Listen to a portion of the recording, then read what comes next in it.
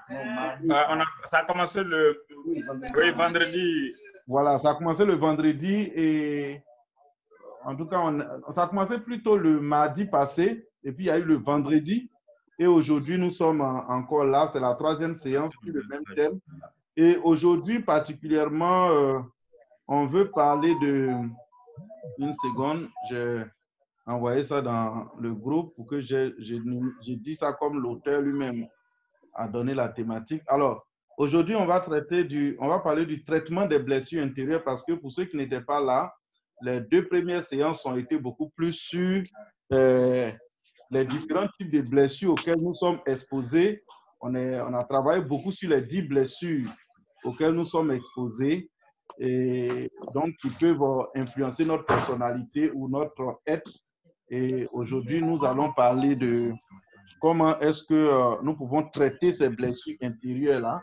Et je pense que l'homme de Dieu pourra faire le petit rappel avant de descendre sur comment en guérir. Donc, merci beaucoup à tous. Je pense que c'est une thématique qui est très importante pour la relation humaine, pour nos relations avec nous-mêmes et nos relations avec les autres. Et donc, je vous souhaite bonne attention, bonne écoute, que Dieu vous bénisse. Merci aux anciens qui sont revenus, merci aux nouveaux qui sont là et merci aux anciens qui restent fidèles. Voilà. Je passe la parole au docteur Nguetia. Bonne écoute. Merci. Voilà. Bonsoir à tous. Bonsoir, pasteur. Que Dieu nous bénisse. Je sais que vos micros sont fermés, mais vous m'entendez. Amen. Nous sommes réjouis vraiment de vous recevoir dans cette soirée très spéciale. Je vous l'ai dit tout à l'heure, ça fait la troisième soirée que nous parlons des blessures intérieures. Les blessures intérieures. Et on a défini les blessures intérieures comme des blessures dans notre âme, des choses qui datent depuis Adam et Ève qu'on a hérité, plus ce qu'on a vécu dans le sein maternel et nos expériences jusqu'aujourd'hui même. Certains ont pu être peut-être blessés encore dans la journée d'aujourd'hui, pas forcément directement par quelqu'un, mais même par des anciens souvenirs. Et donc, on a dit que les blessures intérieures ne se voient pas, mais elles sont aussi douloureuses, pour ne pas dire même souvent plus douloureuses que les blessures physiques. Et leur traitement, c'est pas facile. Pour soigner une plaie, comme dans le cas de celui qui est tombé entre les brigands, c'est facile. Mais pour guérir vraiment une blessure intérieure, il y a un travail à faire. Il faut d'abord savoir ce que c'est, et puis il faut les identifier. Il faut les identifier. Et dans l'identification, on a dit que généralement, dans le monde, les gens parlent de 5 blessures principales. Or, à l'origine, Pyrakos et puis d'autres qui ont travaillé là-dessus, ils en avaient trouvé entre 7 et 8. Mais quand des chrétiens ont examiné ça à fond, la chose a été reportée à 10. Donc, les 4 premières, on reprend ça pour ceux qui nous prennent en marche. Les 4 premières sont la blessure de l'intelligence. Et là, nous disons que quand Adam et Ève ont désobéi à Dieu, en brisant cette loi, ils avaient la liberté de tout faire, sauf de manger de l'arbre de la connaissance du bien et du mal. Quand ils ont désobéi, ils ont eu leur intelligence blessée, leur faculté de connaître, de comprendre. Voilà, ça a été blessé. Ils ont perdu leur identité. Et voilà. La deuxième blessure, c'est la blessure de la volonté. Vouloir et puis faire. Vouloir est devenu difficile. Chez l'homme, souvent, il est difficile de bien choisir. Et donc, la volonté a été blessée. La troisième blessure, qu'on ne trouve pas généralement dans les grands séminaires de développement personnel, c'est aussi la blessure de la capacité de dominer. Dieu a dit à l'homme et à la femme de dominer sur toutes choses. Mais quand ils ont désobéi, ce sont même voilà. Pour finir, on peut dire que ce sont les choses qui dominent sur l'homme.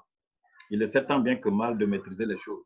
au lieu de dominer avec douceur, l'homme est devenu aussi agressif. Vous voyez? Donc, la domination est dévoyée aussi. Voilà, c'est devenu agressivité. C'est fait avec colère, avec haine. Alors que l'homme devait s'associer, la nature, pour glorifier Dieu, l'homme devait s'associer.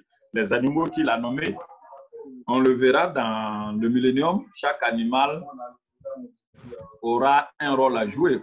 Comme déjà même il est dit que dans le millénium, les enfants vont jouer avec des serpents.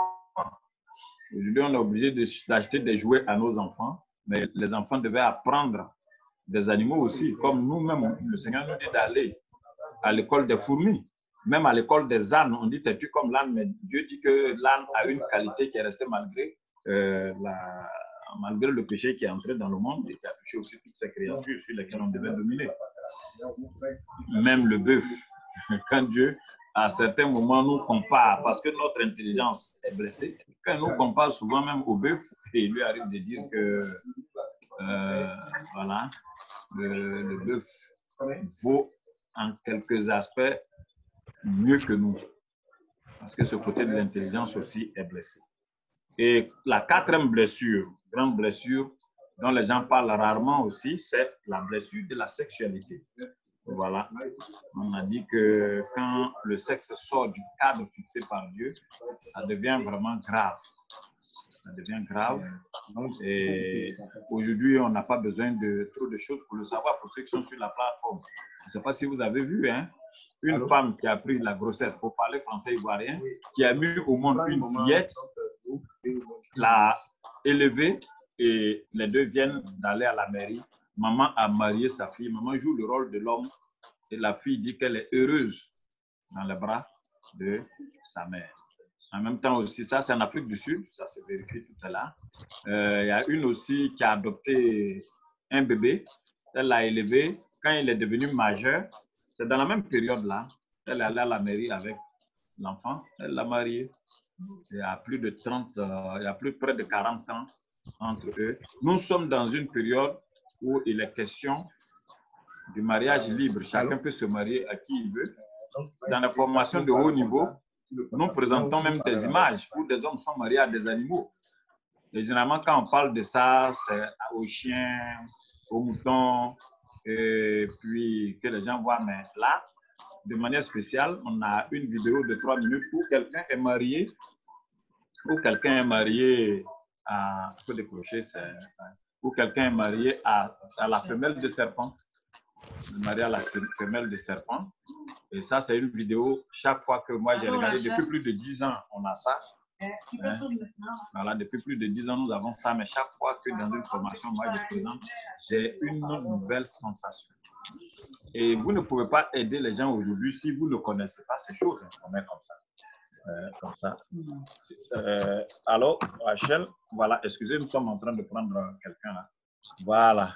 Donc, vous voyez, c'est le mariage pour tous et chacun est libre de se marier à qui il veut maintenant. Donc, blessure de l'intelligence, blessure de la volonté, blessure de la capacité de dominer et la blessure de la sexualité.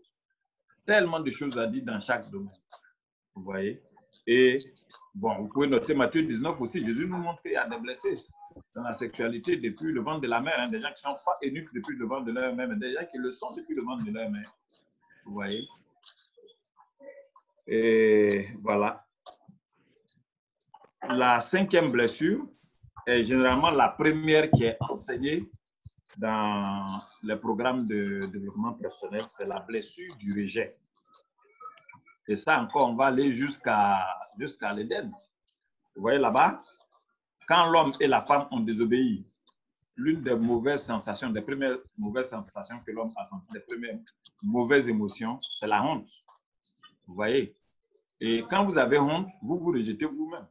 Et c'est une fois que vous rejetez aussi ceux qui sont en face de vous. Ils ont eu honte, ils ont pris des feuilles de figuier pour se couvrir. Donc chacun ne s'acceptait plus. Et il lui était difficile d'accepter l'autre. Plus tard, le Seigneur va nous dire que la vraie vie avec Dieu se résume à 3 niveaux. Une bonne relation avec Dieu, une bonne relation avec son prochain et une bonne relation avec soi. Vous ne pouvez pas aimer les autres tant que vous ne vous avez pas accepté comme Dieu vous a créé. Et là, tout le monde est blessé. Pendant que les gens veulent être toi, toi tu veux être eux. Et là, sans compter le fait que même des enfants ne sont pas désirés depuis leur conception, ils sont rejetés par papa ou par maman même. On vous a donné Ézéchiel 16, où le père et la mère ont rejeté le bébé.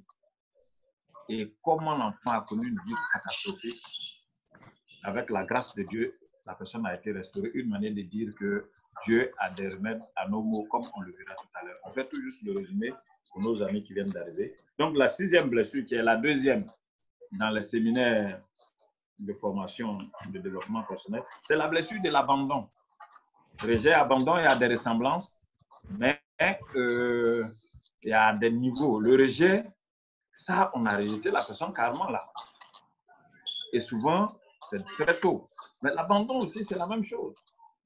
Vous voyez, un enfant qui vient au monde, qui trouve que son père n'est pas vivant ou sa mère n'est pas vivante, et non seulement il se sent rejeté, mais il sent qu'il a été abandonné par son père et sa mère. Je vous ai rendu le témoignage de ce jeune qui, jusqu'à presque 12 ans, pensait que son papa, qui était décédé quand il avait 5 ans, 6 ans, allait un jour revenir. C'est comme s'il était allé en voyage.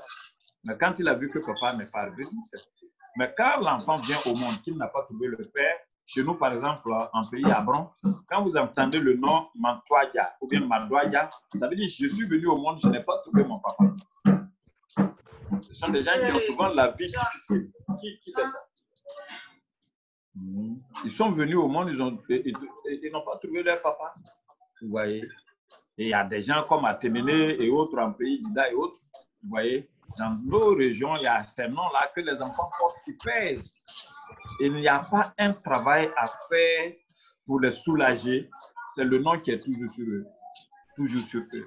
S'ils n'ont pas rencontré le Seigneur, on va anticiper un peu sur les remèdes, pour avoir le regard du Père par excellence, le Père céleste, vous voyez, ça devient difficile. Il y a d'autres, même le papa et la maman ont vécu avec eux, mais ils étaient comme des orphelins de vivants.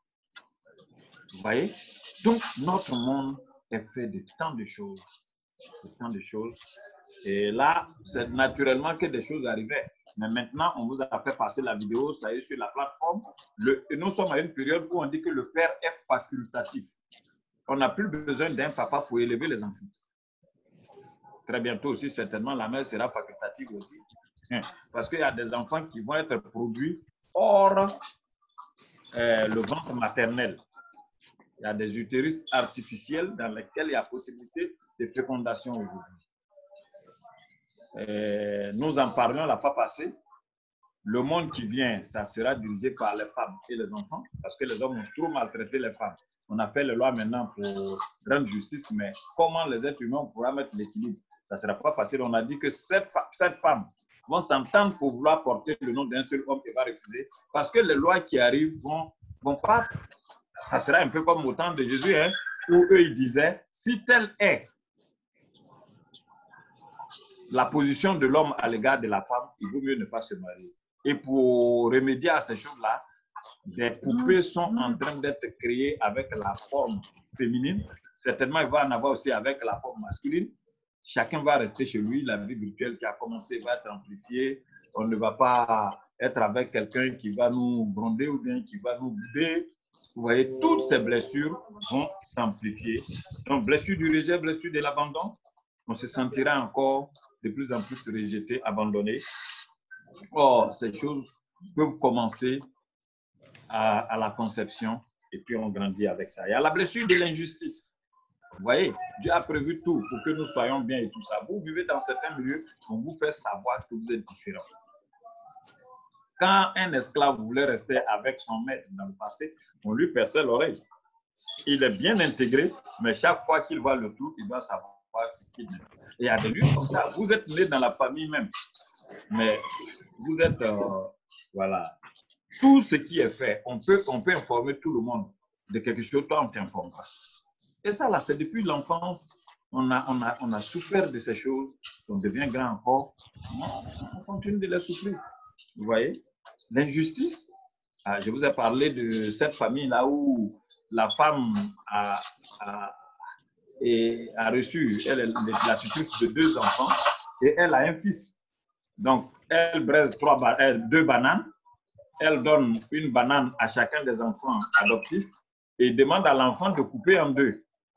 Quand l'enfant coupe en 2, toi tu coupes, tu donnes la moitié à son fils biologique.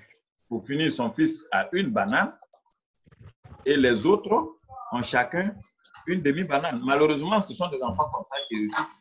Et quand demain, vous les voyez, c'est eux qui sont blessés, c'est eux qui sont frustrés à leur vie. Ouais.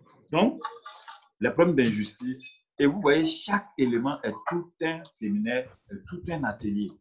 C'est pourquoi on a dit qu'il fallait vraiment que chacun voit les domaines dans lesquels il est blessé et nous allons commencer vraiment des rencontres, des accompagnements individuels. Voilà. Et il y a la blessure de la trahison. Même l'enfant qui vient, qui ne trouve pas papa et maman, se sent trahi. Vous voyez? Mais la trahison, c'est entre papa et maman. Adam et Ève ont trahi Dieu. Ils se sont trahis entre eux. Ils ont trahi la nature, ils ont trahi les animaux. Et Dieu a prévu pour les aider à gérer le monde. Et la trahison. Et vous voyez aujourd'hui les films dans lesquels on parle d'infidélité, d'injustice, de trahison, les intrigues. C'est ça qui marche. C'est ce que les gens aiment regarder. C'est difficile de faire un film où il y a quelqu'un qui a vécu pendant 32 ans avec sa femme, étant fidèle comme moi. D'autres qui ont fait moins que ça, d'autres qui ont fait plus que ça. Mais vous ne verrez pas des films qui font la promotion de ça. On est arrivé au fait que tout le monde même pense qu'il n'y a plus possibilité de fidélité. Vous voyez, blessure de trahison. Vous allez entreprendre des affaires avec quelqu'un à un certain moment, la personne va vous trahir et la trahison, il arrive même qu'on se trahisse soi-même. Il y a tellement de choses à dire sur ces aspects. C'est pourquoi on vous invite à penser déjà à ces ateliers et participer. Donc la trahison, toutes ces choses-là vont avec des abus. Hein.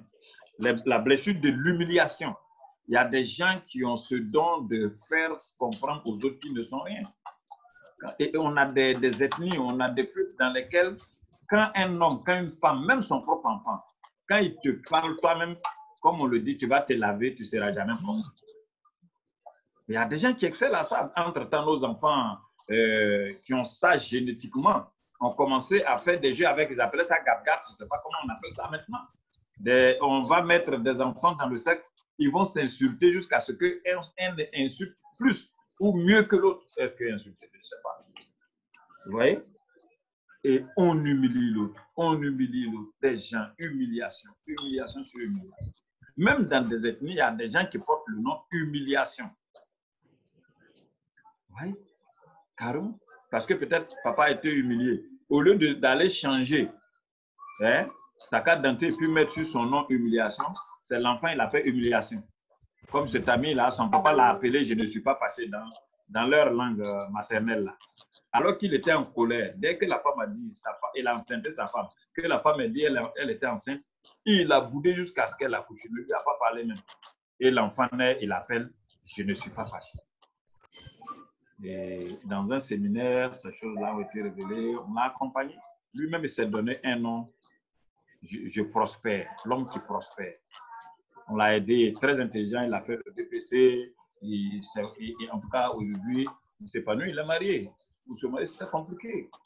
Il y a des cas, il y a des exemples dans la région comme ça. Et la dernière blessure, la 10e, c'est la blessure de l'auto-sabotage.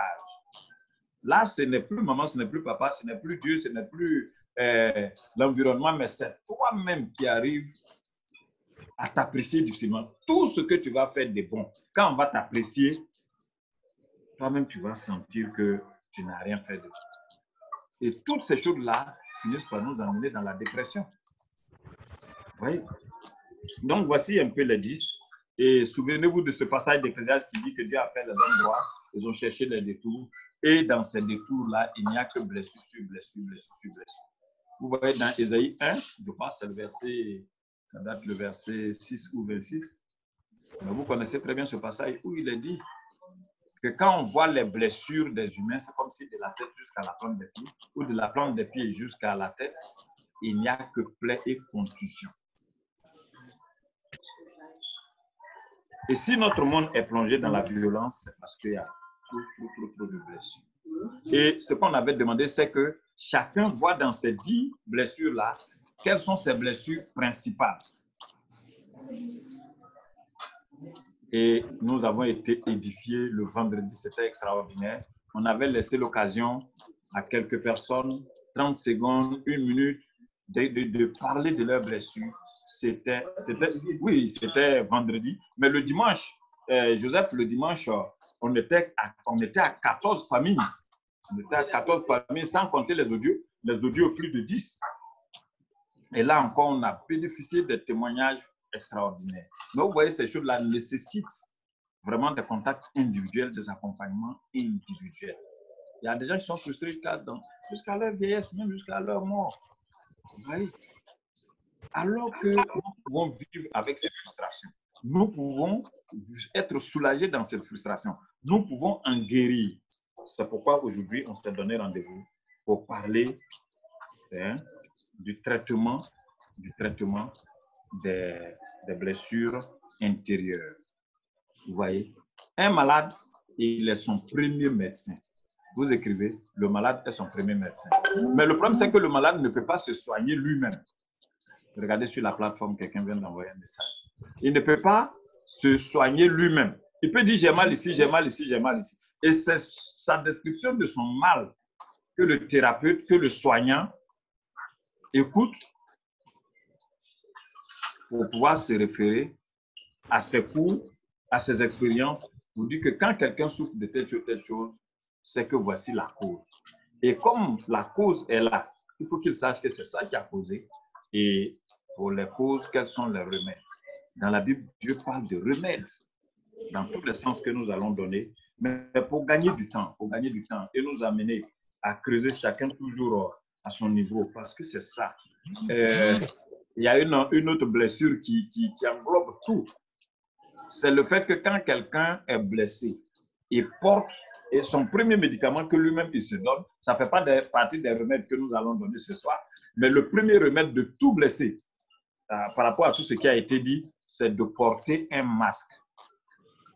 C'est de porter un masque. Je vous ai recommandé le livre de Lise Bourbeau sur les 5 blessures, mais si vous l'avez, vous allez le trouver là-bas, on va vous dire de faire le yoga et tout ça, mais et les 5, ça ne suffit pas parce qu'on vous en a donné 10 ici. Vous allez voir là-bas qu'on dit que vous-même là, vous pouvez vous guérir vous-même. Non. Celui qui est tombé entre les brigands qui partaient de Jérusalem à Jéricho pour parler du bon samaritain, il ne pouvait pas se traiter lui-même. Et le Seigneur dit, il a fallu que ce bon samaritain, ému de compassion, c'est parce que nous sommes émus de compassion que nous sommes à notre quelle soirée aujourd'hui? À notre 35e soirée. Depuis que le coronavirus a commencé, presque dans voilà, ça fait 35e. Et chaque semaine, le mardi, le vendredi et le dimanche, on le fait. Et on l'a fait gratuitement jusqu'à ce jour. Vous voyez, le bon samaritain, il a été ému de compassion pendant que les religieux là sont allés rapidement pour leur culte. Hein. Vous connaissez très bien ce passage. Voilà. Celui qu'on croyait non converti, il a été ému de compassion. Cette expression, c'est fort pour notre temps.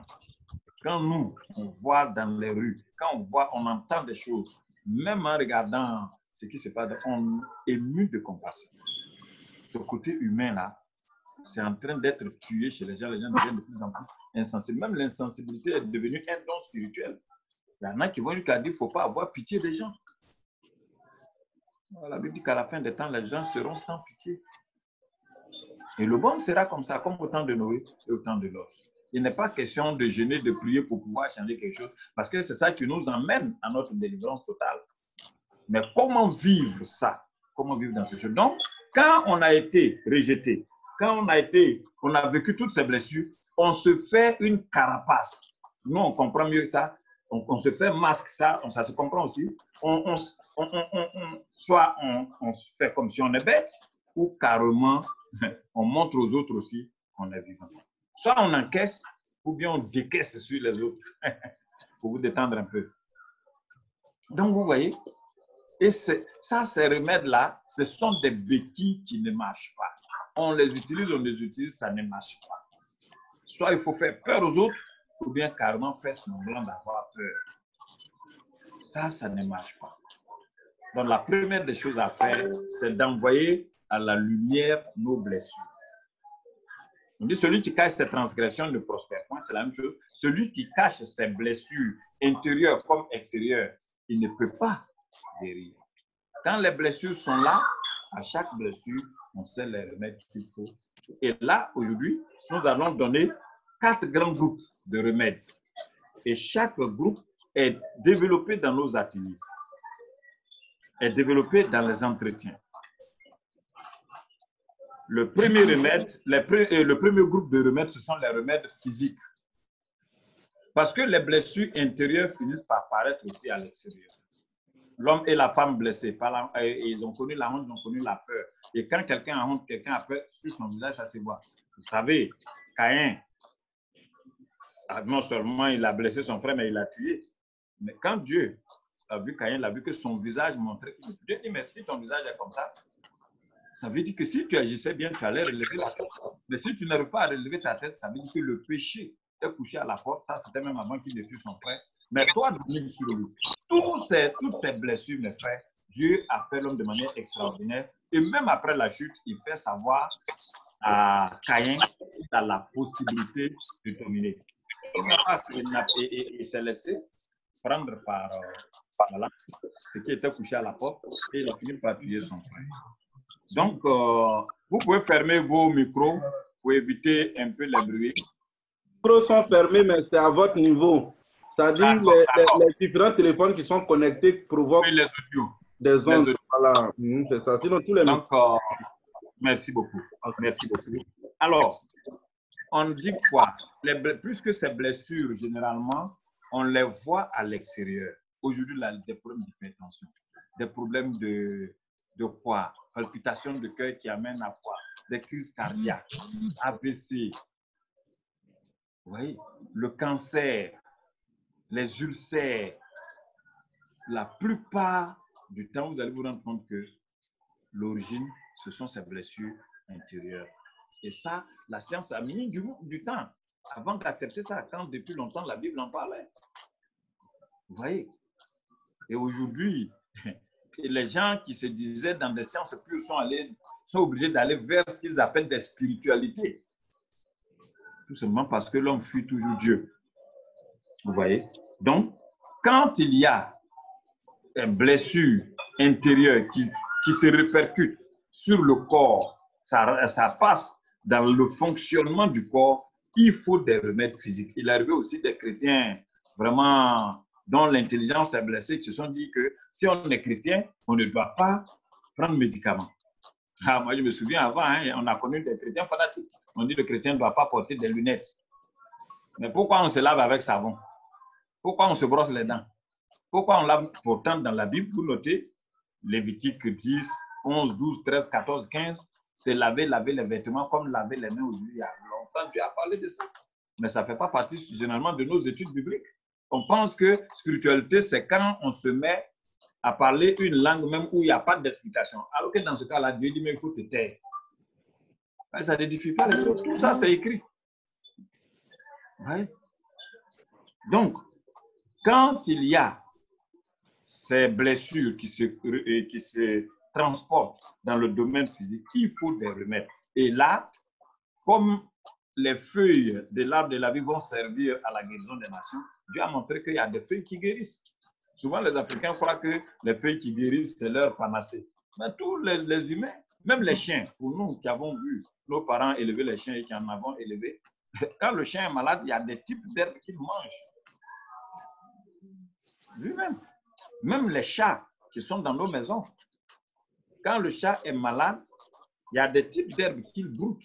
Vous savez que ces animaux-là, avant de devenir carnivores, mangeaient aussi des feuilles. C'est le péché de l'homme qui a fait tout ça.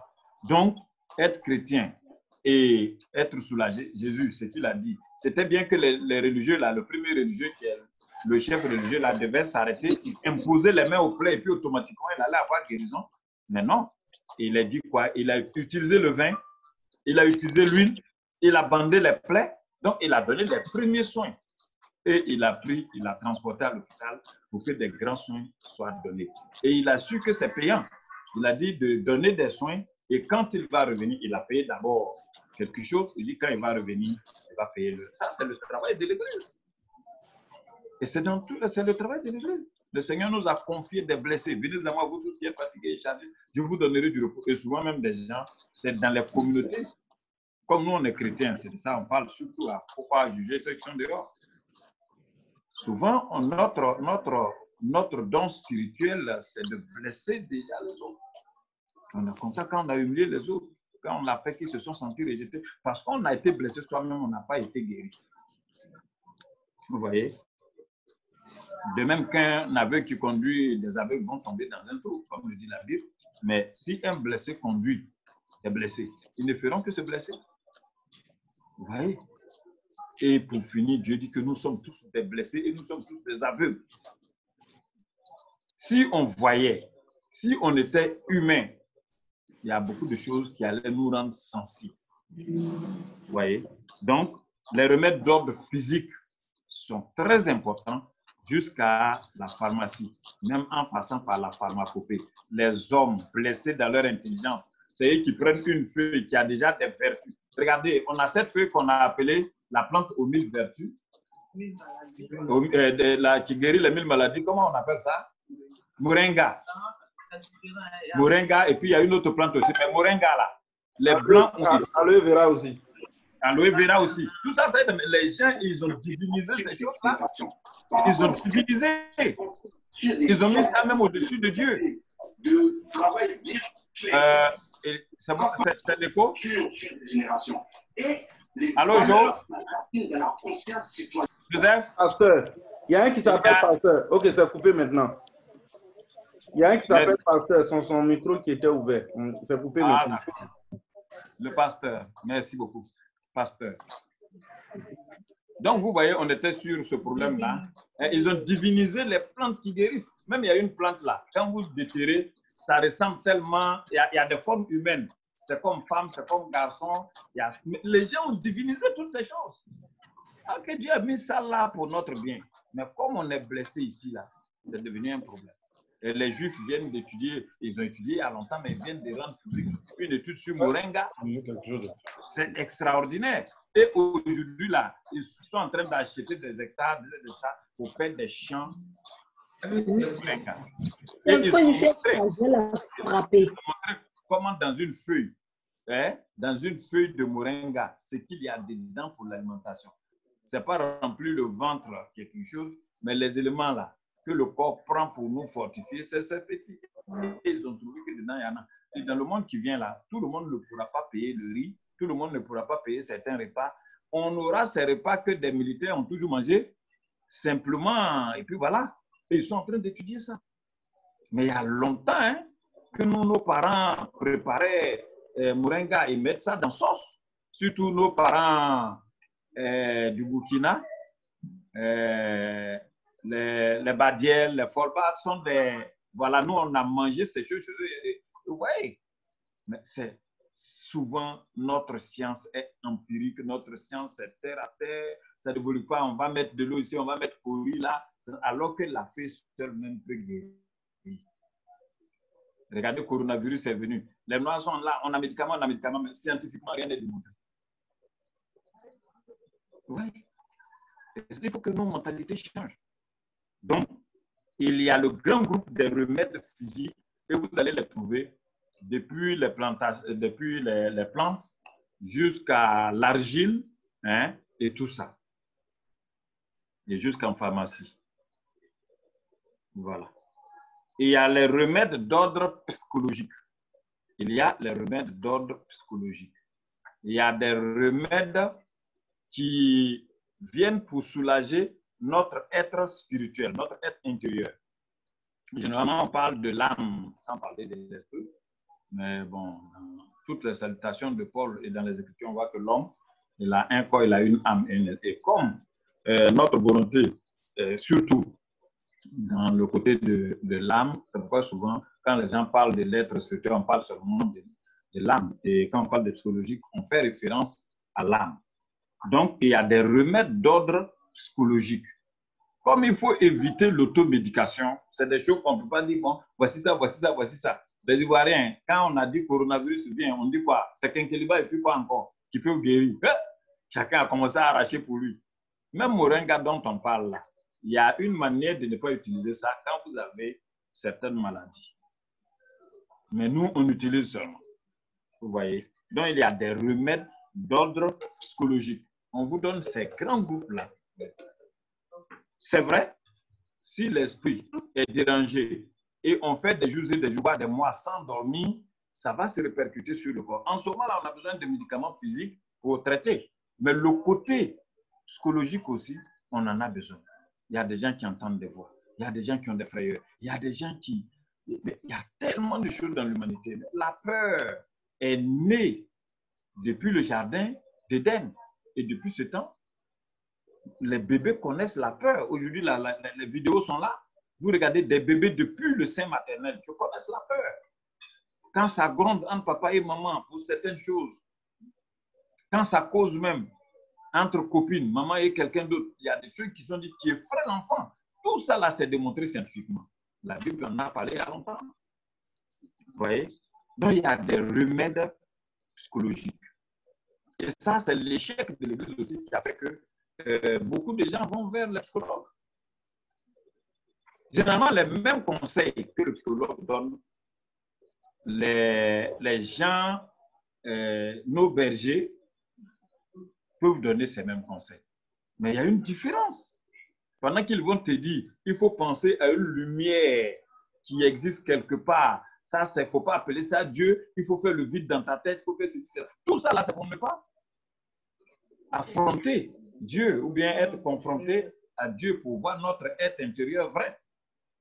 Mais c'est ce qu'eux, ils peuvent faire. Pourtant, dans l'église, il n'y a plus à faire de cure d'âme. Les gens arrivent, on les attrape, on les baptise. Ils ont leurs problèmes, on les restabilise. Ils deviennent serviteurs de Dieu.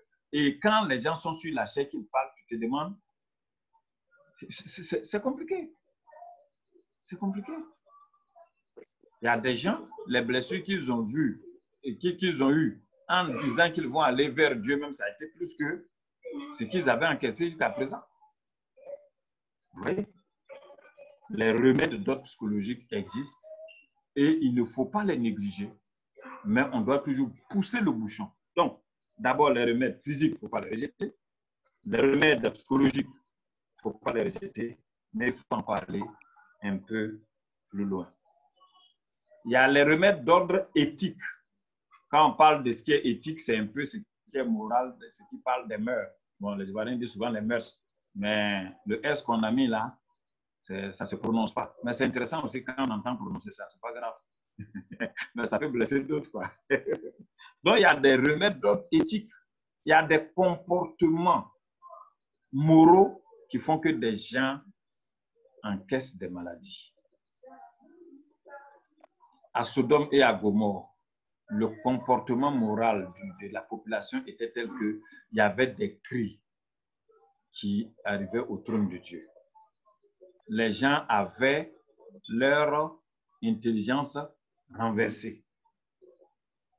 Et Jésus a dit dans les derniers temps, ça sera comme ça. Et il y avait des douleurs. Mais eux-mêmes aussi, ils souffrent. Les gens qui font ces choses-là, ils souffrent. Vous voyez? Mais si quelqu'un moralement a des problèmes, le psaume 51, vous le notez, il dit on est conçu dans le péché, on est né dans le péché, et alors que Dieu veut que la vérité soit dans notre cœur. Et il dit à Dieu, fais tout pour que ce soit dans mon cœur. Mais il y a des problèmes sur le plan moral. Nous, on a essayé d'étudier des grands de ce monde, surtout du passé. Comment sur le plan moral, ils ont souffert. Et aujourd'hui, c'est ça qui envoie les perversions aussi au niveau de la sexualité et dans tous les domaines de la vie. Parce que la blessure de l'intelligence aussi fait que sur le plan de l'éthique, il n'y a plus rien. Oui. Quand on parle de l'éthique aujourd'hui, ce n'est pas comme quand on en parlait hier. Les gens ont horreur de tout ce qui est bonne loi. Et ils aiment tout ce qui est contraire à la pensée de Dieu. Or, la Bible dit qu'il n'y a pas de paix pour les méchants. Ceux qu'on appelle les méchants, c'est ceux qui ne vivent pas une bonne éthique. Et quand quelqu'un est méchant, son cœur va être toujours agité, ses pensées vont être souillées et il va être toujours bas. Mais il y a aussi une réflexion pour que les gens qui ont quitté la droiture reviennent sur la voie. Normalement, c'est le sens de la sous-discipline dans l'Église qui, malheureusement, est utilisée par des gens blessés pour plus blesser. Vous allez en guerre, quelqu'un est blessé, on doit le prendre pour bien s'occuper de lui. Quelqu'un a dit que c'est seulement dans l'Église que les blessés sont achevés ou abandonnés à leur sort. Sinon, dans toutes les armées, quand quelqu'un est blessé, s'il s'amuse à mourir, non, il ne s'amuse pas, mais s'il meurt, on va lui donner un titre qu'il n'a pas eu après sa mort. Les gens du monde savent mieux faire les choses. Et s'il est blessé, on va le prendre, on va le soigner. Mais dans l'Église, on ne traite pas les blessés.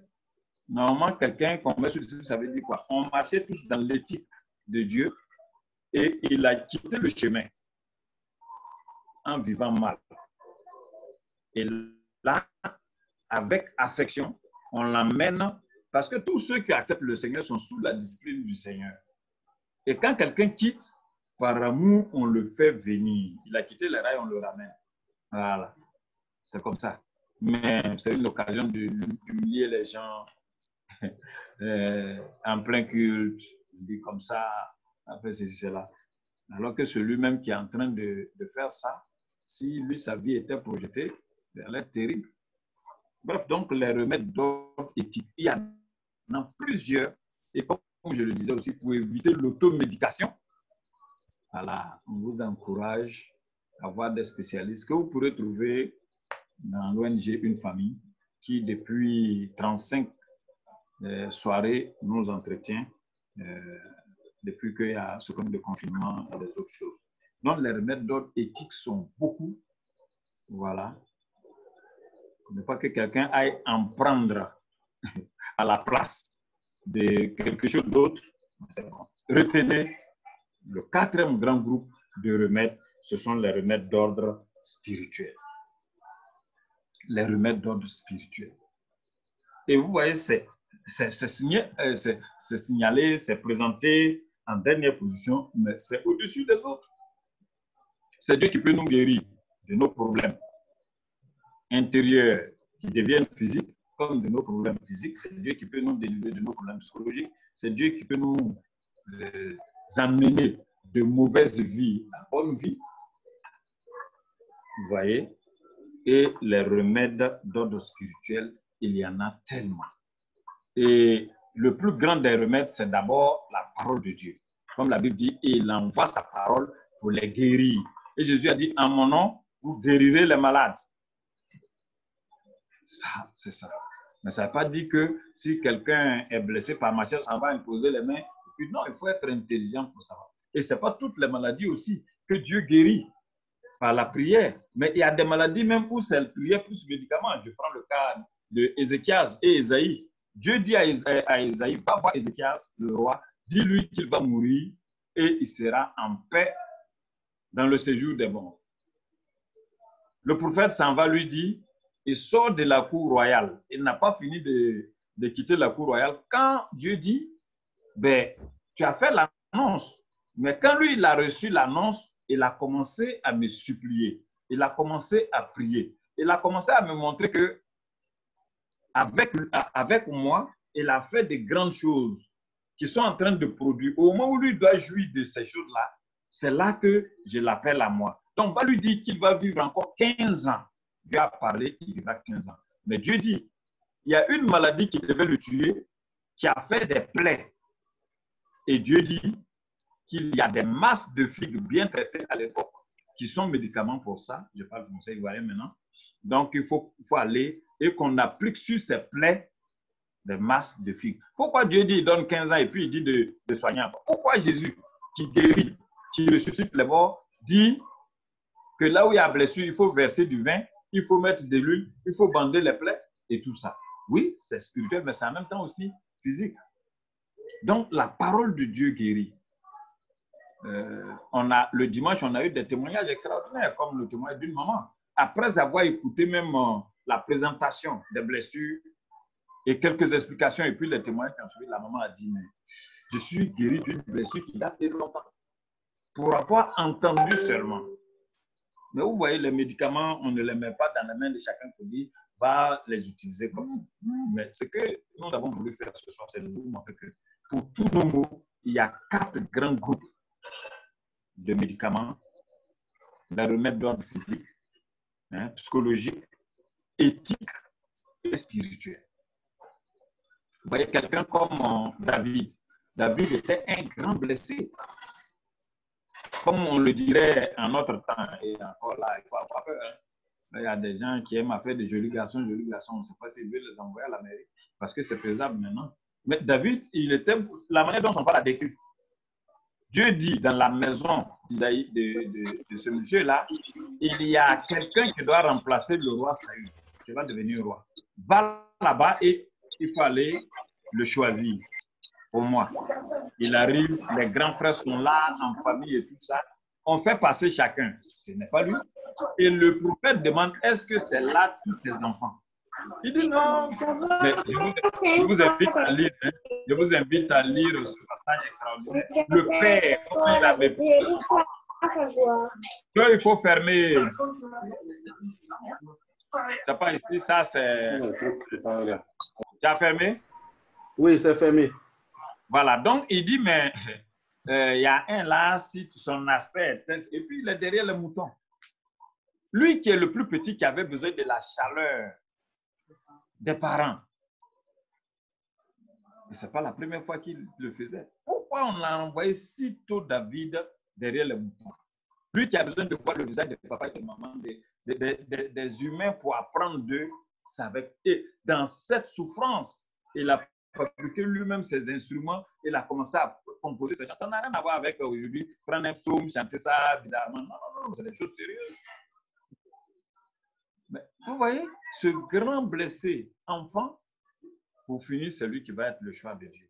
Mais comme il n'a pas été accompagné, il va devenir roi. De derrière les brebis, du troupeau, il va devenir un héros, un grand guerrier, il va tuer Goliath. Et par promesse, gendre du roi, et il ne fera que des exploits, des exploits, des exploits. Mais regardez, quand la tempête s'est apaisée, que David est devenu roi, il avait des carences qui ont fait qu'il était déséquilibré, surtout sur le plan sexuel. David a connu une sexualité très blessée. Mais quand vous remontez l'histoire de David, vous allez voir un peu ce qui se passe. Vous voyez? Vous allez voir ce qui se passe. Et donc, comme c'est dit dans 2 Corinthiens 1, 3 à 5, que je vais vous lire. Béni soit Dieu le Père de notre Seigneur Jésus-Christ, le Père des miséricordes, qui nous console de toutes nos afflictions. Oui, venez à moi, vous tous qui êtes fatigués, chargés, vous tous qui êtes affligés, vous tous qui êtes blessés. Mais aujourd'hui, là, on veut beaucoup de brebis, mais c'est beaucoup de blessés qui sont là. On n'a pas le temps pour apporter les soins. Vous voyez? Consolation. Les gens ont besoin de consolation. Et Dieu, il nous console. Ça, avec sa parole, il fait ce travail. Et David a compris aussi ça. Mon cœur, pourquoi t'inquiètes-tu et t'abattu au-dedans de moi? Vous notez que le commandement ou la recommandation la plus répétée dans la Bible, c'est ne crains point ou ne t'inquiète pas. Voilà. Pourquoi? Parce que depuis la chute d'Adam et Ève, nos cœurs sont agités constamment. La crainte que l'argent diminue, la crainte qu'il n'y ait pas ceci, la crainte de ceci, jusqu'à la crainte de la mort. Et le Seigneur dit que quand on l'a accepté, même si on meurt, ça devient un gain. Il dit, celui qui croit en moi vivra, même s'il meurt. Donc, tu nous consoles de toutes nos afflictions, afin que par la consolation dont nous sommes de la part de Dieu, nous puissions consoler ceux qui se trouvent dans quelques afflictions. Oui, mes frères, la vie chrétienne, ça devait être ça. Quand je rencontre mon frère, je rencontre ma soeur, c'est un blessé, c'est une blessée qui est là. Quand tu me rencontres, je suis un blessé. Moi, j'ai été consolé par le Seigneur. Toi, tu as été consolé aussi par le Seigneur. Et quand nous nous rencontrons, normalement, c'est le Saint-Esprit. Ce rôle-là, aujourd'hui, c'est le riz papa, le riz popo. C'est tout. Mais dire que le Saint-Esprit vient pour nous convaincre de péché, de justice et de jugement, ça rentre dans toutes ces blessures. Et il est là aussi pour nous consoler. Tous ces gens qui se disent charismatiques là, c'est quelle consolation ils apportent à la vie des gens? Qui va juger ceux qui sont dehors? C'est nous qui sommes dedans qui devons nous parler. Et c'est pourquoi nous, on dit à nos étudiants qui sont pleins dans le forum là, les premières personnes qui ont besoin de soins, c'est nous, les pasteurs. Parce que la plupart du temps, c'est parce qu'on a été trop blessés dans la vie. Quand on a expérimenté la vie de Dieu, la consolation, on a dit qu'on va donner notre vie pour pouvoir consoler les autres. Mais d'où vient que ce ne sont que des pleurs, des lamentations dans nos églises? Le seul moment de joie dans nos églises, c'est le moment des offrandes. Mais c'est en même temps aussi le moment de blessure. On dit, toi qui as des pièces, il ne faut pas venir faire offrande. Autant une qui a donné pièces selon ses moyens, Jésus a dit, il a donné plus. Ah, mais il y a un blessé, il y a eu un blessé comme ça qu'on a traité. Il dit qu'il assistait à un culte où on dit, on veut des billets qui vont résonner fort, fort, fort, fort, fort, fort. Mais toi, tu vas mettre une pièce et puis ça va sonner cling. Ça, c'est ton enfer. Mais regardez, ça veut dire quoi ça? Mais qu'on a peur qu'on change le nom des églises, elles sont obligées de dire que c'est église, elles sont obligées de mettre Jésus dedans. Dieu qui nous console de nos afflictions, il nous donne la possibilité de consoler aussi ceux qui se trouvent dans quelques afflictions. C'est 2 Corinthiens 1, 3 à 5. Corinthiens comprend pour dire il y a parole, il y a parler en langue, il y a ceci dedans. Il y a ça là aussi dedans. Car de même, les souffrances de Christ abondent dans... Donc, vous lisez tout le passage, vous allez voir. Depuis la chute d'Adam et Ève, l'humanité ne fait que souffrir. Et Dieu a prévu des remèdes. Dieu a donné l'intelligence et la sagesse. Regardez, affaire de coronavirus, il y a des chrétiens qui disent oui, coronavirus égale 666. Coronavirus qui existe depuis longtemps, qui est rhume. Si tu as une fois eu rhume là, ça là, on a appelé ça COVID-19 parce que ça a été découvert en 2019. Même des pasteurs, des prophètes, des docteurs, des gens ont dit, ils ont donné 2 semaines, 3 semaines, 2 mois pour que ça finisse. Alors que c'est maintenant que les chiffres augmentent chez nous. Pendant ce temps, les gens sont blessés et on leur sert le mensonge. Et le mensonge, ça blesse davantage. C'est pourquoi, pour chaque groupe, c'est des pharmacies et des pharmacies. Tu vas aller dans certaines pharmacies, tu ne vas pas trouver le remède là-bas. On te dit, à l'époque, il y a une pharmacie. Nous, on n'a pas de problème pour en parler. Pharmacie Longchamp.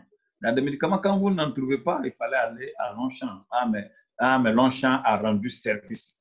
Mais aujourd'hui, il y a d'autres, il y en a encore, hein. Je crois qu'il y en a que vous connaissez. Hein. Vous voyez? Mais les pharmaciens, ce sont des gens qui étaient inspirés. Les gens ont rendu ça comme... qu'est-ce que j'ai dit? Ils ont déifié ça, ils ont fait... Jusqu'à même... On dit... Le dieu de la médecine, même certains l'ont appelé Asclépios. Alors que Dieu donne l'intelligence aux hommes pour trouver des moyens de soulager les gens. Et donc, ces 4 groupes, remède physique, remède d'ordre psychologique, remède d'ordre éthique, remède d'ordre spirituel, nous avons besoin de toutes ces choses. Et normalement, on a déjà la parole pour nous rassurer, pour ceux qui sont dans la crainte. Il dit ne crains point. Mais ce n'est pas le fait de rester sur la chair pour dire ne crains point qu'il y a le problème. Pourquoi la personne craint? Il faut une rencontre, il faut un cadre où la personne présente ses blessures, ouvre son cœur pour dire le mal qu'il sent dans son esprit, dans son âme et dans son corps. Qu'on accueille sa souffrance et qu'on travaille avec lui et avec le Seigneur pour voir. Et quand on arrive et qu'on se rend compte que c'est un problème physique, qu'on n'ait pas honte de recommander la personne à ceux qui ont prêté serment. Jésus dit le malade a besoin de médecins. Vous voyez? Ce n'est pas seulement dans le cadre spirituel. S'il se trouve que c'est un problème psychologique, normalement, tous les pasteurs devaient être formés dans la psychologie. Et ce qui est extraordinaire, aujourd'hui, les écoles sont versées. Parce que la Bible dit que, vous voyez, il y a des blogs sur lesquels on donne des livres par milliers gratuitement. Parce que les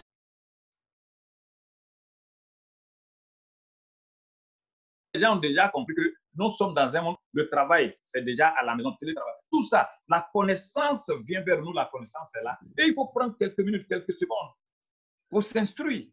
Et nous avons encouragé les gens pendant ces soirées à se former. Des gens ont fait des certificats, des gens ont fait des diplômes, des gens ont fait des formations qui leur ont permis, vous voyez, de relever leur niveau. Et ça, on vous y encourage. Arrêtons cette affaire africaine-là. Regardez, les Blancs ont été gentils, ils ont dit que l'écriture est apparue en Afrique. Et c'est vrai. Et c'est vrai. Mais nous, on est là, on dit oui, mais étudier l'Africain a des problèmes pour ça. Même la Bible. On va prendre la Bible, on va monter sur la chaîne, mais on va raconter autre chose. Et on vous a encouragé. On n'a pas besoin d'être pasteur pour faire une école théologique. On vous a encouragé à faire bac théologique, à faire licence, à faire maîtrise avec l'Institut biblique Espérance et Rédemption. Regardez les chrétiens de Béret. Chaque fois qu'ils quittent le culte, qu'ils arrivent chez eux à la maison, ils vérifient pour voir si ce qu'on leur a dit là, ça est dans la Bible. Si c'est ce que les Écritures disent. Ça peut être dedans, mais est-ce qu'on n'a pas changé le sens? Et dans les pays anglophones, quelqu'un ne peut pas être baptisé 1 an, 2 ans, 3 ans sans avoir un diplôme biblique. Et ça, faites-en, mes amis. Faites-en. Il y a tellement d'écoles. Et nous, on vous conseille, les nôtres aussi, dans l'Institut biblique pour la formation des chrétiens et des responsables, des pasteurs. Il y a aussi l'Institut mariage, couple et famille et de l'ONG Une famille. Et ça, dans tout ce que l'ONG Une famille fait, il y a ça. On a dit qu'on va faire un travail individuel. Et vous voyez, quand on parle de ces choses, le temps avance. On a dit 20h30, mais on a prié pour que le travail reprenne. Et c'est normal qu'on ne commence pas tôt, mais quelques minutes que nous passons ensemble, ça fait du bien. Mine de rien, on est déjà à 22h, alors que demain, vous allez au travail. Je crois que nous allons revenir sur ces 4 remèdes pour donner quelques détails le vendredi. Mais nous vous invitons encore que chacun détecte, que chacun découvre ses propres blessures et voie un peu dans quel les différents remèdes. Peut-être qu'il te faut les 4 remèdes même. On reviendra là-dessus le vendredi prochain et on vous dira comment l'accompagnement individuel doit pouvoir se faire. Vous allez vous inscrire individuellement. Si vous voulez, même si vous inscrivez en couple, on vous prendra individuellement. Vraiment que Dieu vous bénisse, qu'à votre compagnie, le temps va si vite, comme le dirait une de nos amies journalistes. Que Dieu vous bénisse. Je laisse la parole à Joe et puis on va gérer en quelques minutes le reste du temps pour nous donner rendez-vous le vendredi pour creuser encore. Parce que si je vais donner des sous, vous voyez, on ne va pas avoir. Que Dieu vous bénisse. Amen, amen, amen. Merci beaucoup. Merci au pasteur. Je pense que c'est un sujet dans lequel le pasteur a vraiment une longue expérience et donc il est parfaitement à l'aise de passer 2 heures, 3 heures, 4 heures dedans sans même voir le temps passer. Et en même temps, c'est un sujet aussi qui concerne notre être entier. Et je vois qu'aujourd'hui, par exemple, on était pratiquement 20. On est monté jusqu'à 21 même sur le groupe, sur la conférence, et puis sans compter ceux qui étaient en audio.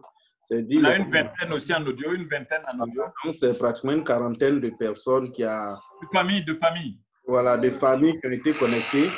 Et ça, c'est vraiment assez révélateur de l'importance que nous accordons à notre propre guérison intérieure. Parce que malheureusement, la vie, les circonstances de la vie ne seront pas tendres avec nous. Et Jamais. donc, ce sera à nous-mêmes de voir les blessures auxquelles on a été exposés et comment se battre pour en guérir. Et puis, pour que demain aussi, nous soyons des accompagnateurs d'autres personnes, déjà à commencer par notre propre famille, notre conjoint, nos enfants et ceux qui sont autour de nous. Pour nous qui travaillons en entreprise, c'est des choses, quand tu comprends, ça t'amène à mieux relativiser les problèmes de relations difficiles en entreprise. Parce que d'aucuns vont dire, ah, un tel monsieur, je ne peux pas travailler avec lui, une telle dame, je ne peux pas travailler avec elle, elle est trop dure, elle est trop excessive, elle est trop... Voilà, donc tout ça fait qu'on évolue difficilement dans la société, aussi bien professionnelle, familiale qu'à l'église. Et tout ça, donc je pense que c'est une clé. Et on est passé sur les 4 remèdes, notamment les remèdes physiques. Donc, que ce soit les soins physiques à apporter, parce que physiquement, nous sommes affectés des soins médicaux et tout ça, au niveau des remèdes, du point de vue psychologique. Du point de vue psychologique, qui sont beaucoup plus dans le domaine de l'accompagnement, de la prise en charge psychosociale, psychologique, et puis les remèdes d'ordre éthique éthique en relation avec les mœurs, la morale et tout ça. Et puis, par-dessus tout, c'est les remèdes d'ordre spirituel qui sont le parachèvement, parce que la Bible dit qu'il envoya sa parole pour les guérir. Et ils n'ont pas dit pour guérir peut-être leur plaie. Il dit guérir. Donc, je suppose que c'est une guérison holistique. Âme, corps, esprit et tout. Voilà. Donc, c'est une guérison intégrale. Donc, la parole est capable de faire cette guérison intégrale-là. Donc, on pourrait rentrer dans un grand débat, un grand échange que je voudrais proposer pour le vendredi. C'est-à-dire, le vendredi, le pasteur va donner un aperçu des différents remèdes qui sont là avec peut-être des approches pratiques, pragmatiques. Et puis, toujours, ce sera un survol. Hein. Ne croyez pas que ça sera... Parce que l'accompagnement pour quelqu'un qui passe par une situation n'est pas une panacée qui est applicable à tout le monde en même temps. Il aura une approche individualisée pour tous ceux qui pensent que ce cheminement est important pour eux, pour se retrouver avant de continuer la marche. Donc, on va faire un survol et puis on va aussi échanger comme on l'a fait les autres fois. Il est déjà 22h15, mais toutefois, ceux qui n'ont jamais assisté à nos échanges qui sont là aujourd'hui, je regarde des nains. Est-ce qu'il y a quelqu'un qui est là pour la première fois? Je regarde. Kassaï. Kassaï, il est nouveau. Hein? Oui, Kassaï est nouveau. Kassaï. Il aura le privilège. Et puis Adélaïde Kourou aussi est nouvelle. Donc, on va passer la parole à notre frère Kassaï pour donner son impression. Et puis à maman Adélaïde Kourou, si possible. En 1 minute. En 1 minute, voilà. D'abord, je tiens à remercier papa, docteur, pour l'enseignement. Je dis que c'est vraiment très édifiant parce que ce sont des choses vraiment très profondes.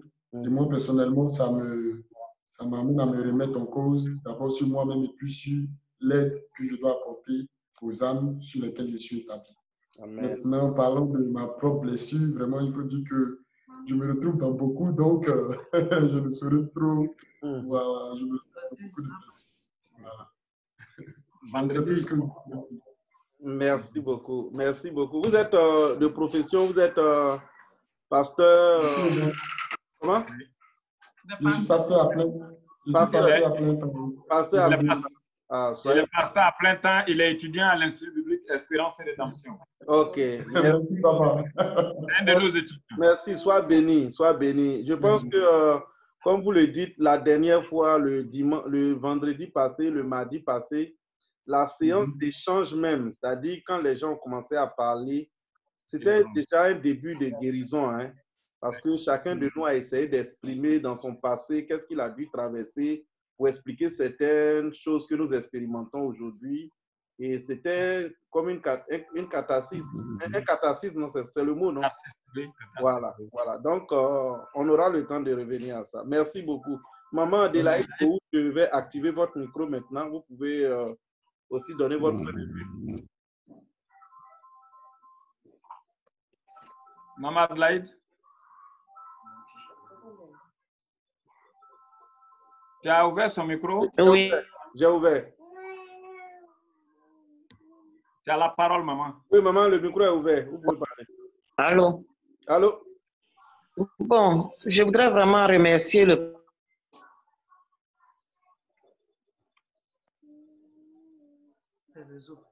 pasteur Ngueta. Ok. J'ai quelque chose de nouveau.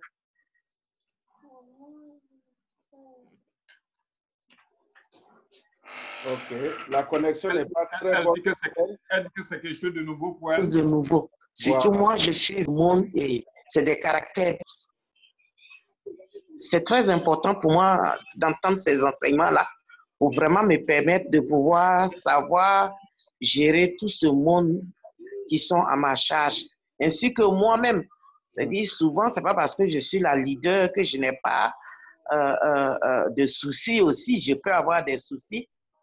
En écoutant ces enseignements, cela me permettra de pouvoir moi-même me remettre en cause pour mieux aider ceux que je dois aider. Vraiment, Dieu bénisse l'homme de Dieu et qu'il continue de nous édifier. Merci. Merci, maman. Merci beaucoup. Soyez bénis.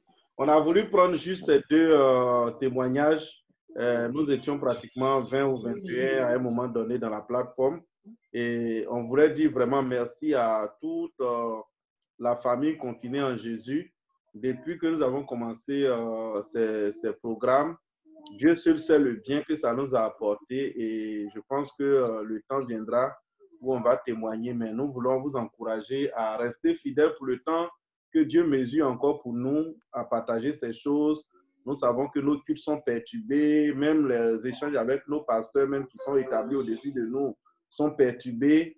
Et c'est Dieu même qui a sorti cette opportunité-là pour qu'on puisse avoir cette connexion fraternelle et spirituelle. Donc, prenons ça comme un moment d'échange aussi au pied de Jésus. Donc, ce n'est pas différent de ce que nous faisons quand on va dans les 4 murs des bâtiments. Donc, que Dieu nous bénisse. Alors, avant qu'on ne clôture, je voudrais que vous restiez tous dans la plateforme. Je demande au pasteur de se déconnecter 2 minutes. Et puis, quand je finis, je lui demande de se reconnecter. Je ferme mon micro? Non, non, tu sors même de la réunion. Je sors carrément. Oui, tu fais comme si tu quittes la réunion. Et puis, non, je ne vais pas faire comme je quitte. Voilà, donc sur le groupe WhatsApp, je vais te dire, tu peux entrer. Je vais te dire dedans. OK, alors le pasteur est sorti du groupe. Merci beaucoup à tout le monde. Comme vous le savez, je vais aller très rapidement. Maman Nguetia a perdu sa maman et on a tous eu le programme s'est déroulé très rapidement.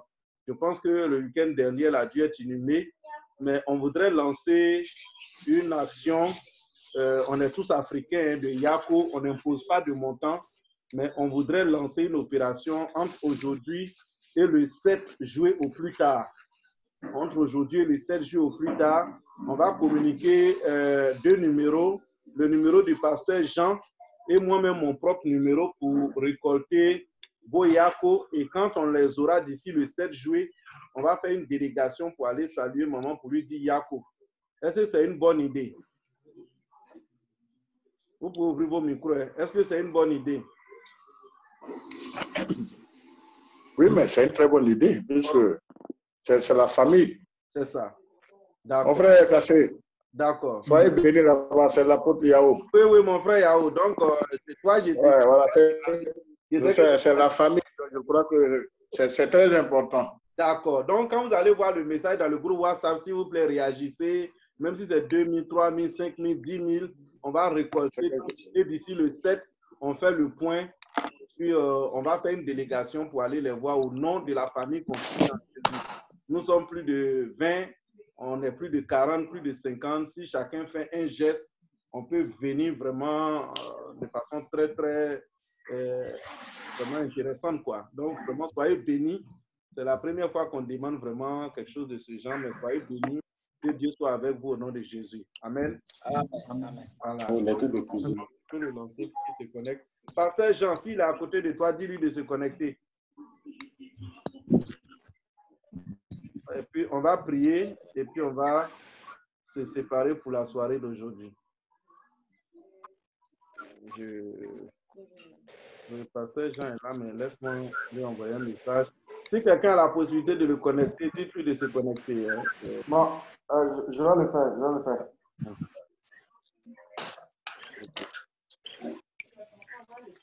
Ok. En tout cas, merci beaucoup à tous pour avoir été là. Le sujet est d'un intérêt vraiment important pour chacun de nous. Voilà. Donc, dès qu'il revient, on va prier, bénir le Seigneur. Et puis, voilà.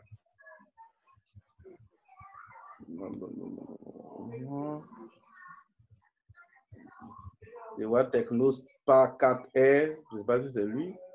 En principe, il se connaît toujours avec son Yao Nguetia.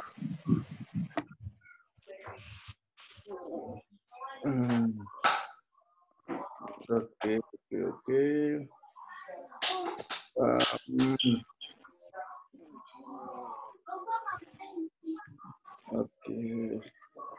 Tous les numéros sont occupés. Je ne l'ai pas encore. Emmanuel, tu es en communication avec lui.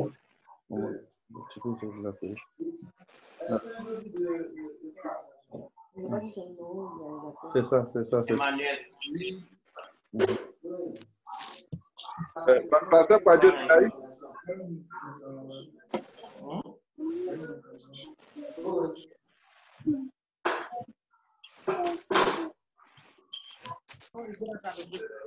Allô? Oui, allô? Ah, vous m'avez admis dans la salle maintenant? Oui, on est bon, on est bon. Ok, donc on a fini. On va permettre au pasteur Kassaï. Pasteur Kassaï, c'est toi qui vas nous bénir aujourd'hui avant qu'on ne se sépare. Amen. Tu vas bénir l'assemblée de la famille constituée. Donc, on écoute le pasteur Kassaï. Ok, merci vraiment pour l'honneur que vous me faites de prier. Oui, c'est comme ça. Okay. On prie le Seigneur. Seigneur, Oui, on est en prière actuellement pour ceux qui sont en audio.